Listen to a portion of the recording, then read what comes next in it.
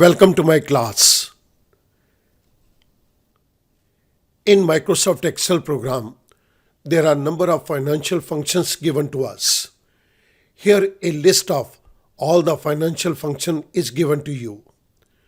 All functions listed here are discussed in separate video lectures. Let us start. इस particular video lecture के अंदर हम बात करेंगे एनपीवी एंड आईआरआर फंक्शंस की. उसके बेस के ऊपर हम प्रॉफिटेबिलिटी इंडेक्स को बनाएंगे. आइएगा शुरुआत करते हैं NPV function and IRR function के साथ. इस एक्सेल शीट के अंदर हमें तीन चीज़ों को कैलकुलेट करने के लिए कहा गया है. Calculate the net present value, internal rate of return and profitability index for the cash flows given below. सबसे पहले हमें इस क्वेश्चन के अंदर कॉस्ट ऑफ कैपिटल दी गई है, दैट इज 12%. इसके बाद हमें एक छोटी सी टेबल दी गई है जिसके अंदर फर्स्ट कॉलम के अंदर ईयर है और सेकंड कॉलम के अंदर कैश फ्लोज हैं. हमने स्टार्टिंग के अंदर 1 लाख रुपए की इन्वेस्टमेंट करी है, this is the cash outflow. उसके बाद over a period of 5 year हमारे पास कुछ कैश इनफ्लोज हैं which are given to us as 50,000, 40,000, 30,000, 20,000 and 10,000. इन कैश फ्लोज के बेस के ऊपर अब हमें नेट प्रेजेंट वैल्यू को कैलकुलेट करना है. एनपीवी फंक्शन के अंदर बेसिकली हमें दो आर्गुमेंट्स दिए गए हैं. The first is rate, second is value 1. उसके बाद ये ऑप्शनल आर्गुमेंट्स हैं in the form of values. So मैं एनपीवी इन के केस के अंदर यहाँ पर एनपीवी फंक्शन को टेकअप कर रहा हूँ. Equals to NPV in parenthesis start. The rate is given to us in cell number C3. The next is values. Values के केस के अंदर मैं ये सारे के सारे कैश इनफ्लोज दे दूंगा which are given to us in cell number C6 to C10. I close parenthesis, I press enter.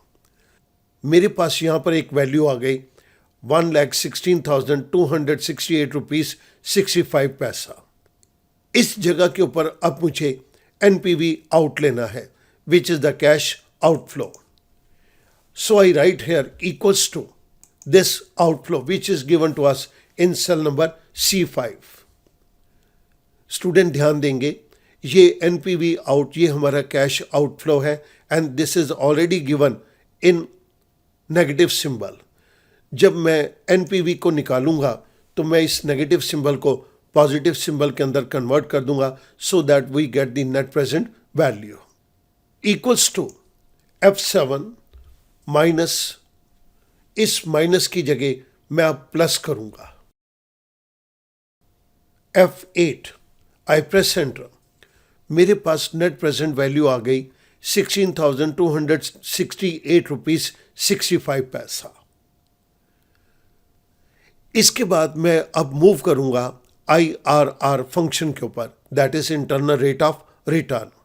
It takes two argument, one is values and the second is optional argument that is guess. इस particular question के अंदर मैं ये guess वाले element को ignore करूंगा. आइएगा IRR को कैलकुलेट करते हैं. This is equals to IRR. Values के केस के अंदर मैंने कंप्लीट कैश फ्लोज की रेंज को दे दिया. स्टूडेंट यहां पर ध्यान देंगे, हमने ये आउटफ्लो को भी इसके अंदर इंक्लूड किया है.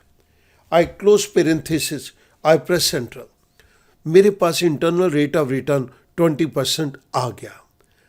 हमने इन दोनों फंक्शंस के लिए जिन जिन फंक्शन को यूज किया है मैं वो आपकी रेफरेंस के लिए यहां पर दे रहा हूं. अब हमें प्रॉफिटेबिलिटी इंडेक्स को कैलकुलेट करना है. प्रॉफिटेबिलिटी इंडेक्स के लिए हमारे पास एक फंक्शन है NPV in divide by NPV out. So मैं यहां पर प्रॉफिटेबिलिटी इंडेक्स को कैलकुलेट करूंगा. This is equals to NPV in divided by NPV out. क्योंकि ये एनपीवी आउट हमें नेगेटिव दिया गया है तो मैं यहां पर इसको पॉजिटिव लेने के लिए एक माइनस के सिंबल को दे देता हूं.